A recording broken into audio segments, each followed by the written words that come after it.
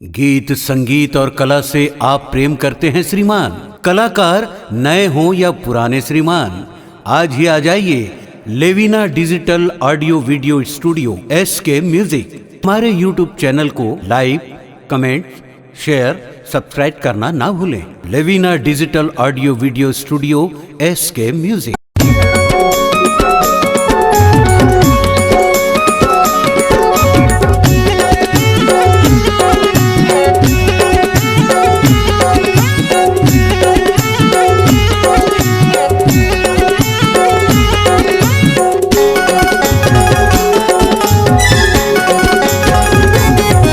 समोसा खावा, इला भजिया खावा, मिर्चा भजिया खावा, आटा भजिया खावा।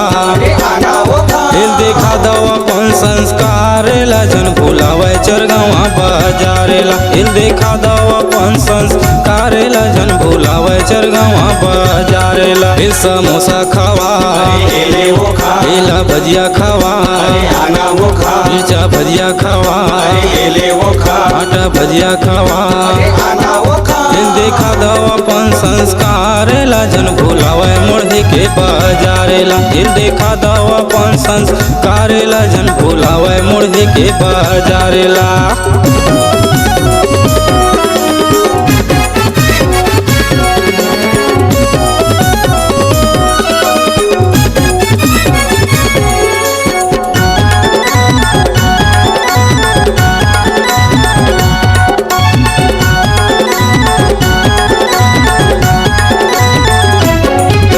हमारे समदिन हमारे सगा कबे तो हमर गरजे जौन कही तौने एला खवाबो समदिन के न तम फरजे।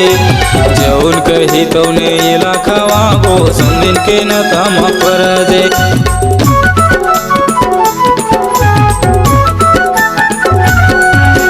हमारे समदिने हमारे सगा तबे तो हमर गरजे जौन कही तौने एला खवाबो समदिन के न तम फरजे।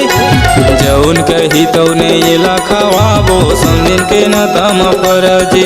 एला कांदा खावा, जिमी कांदा खावा, केवट कांदा खावा, उसना कांदा खावा।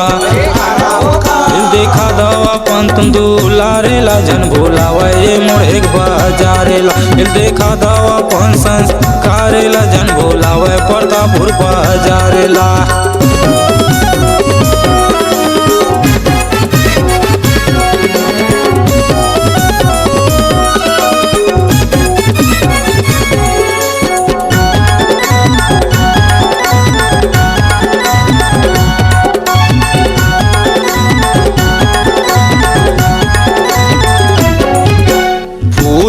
हवे आज सुघर हमर अंगना मठौका। घर के खर्चा सेवा कर ले बाबू मिले हवे मौका। घर के खर्चा सेवा कर ले संगे मिले हवे मौका।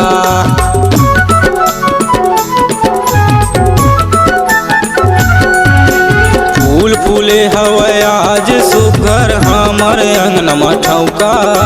घर के खर्चा सेवा कर ले बाबू मिले हवे मौका। घर के खर्चा सेवा कर ले संगे मिले हवे मौका। एला जूस पिया, आम जूस पिया, संतरा जूस पिया, गन्ना जूस पिया।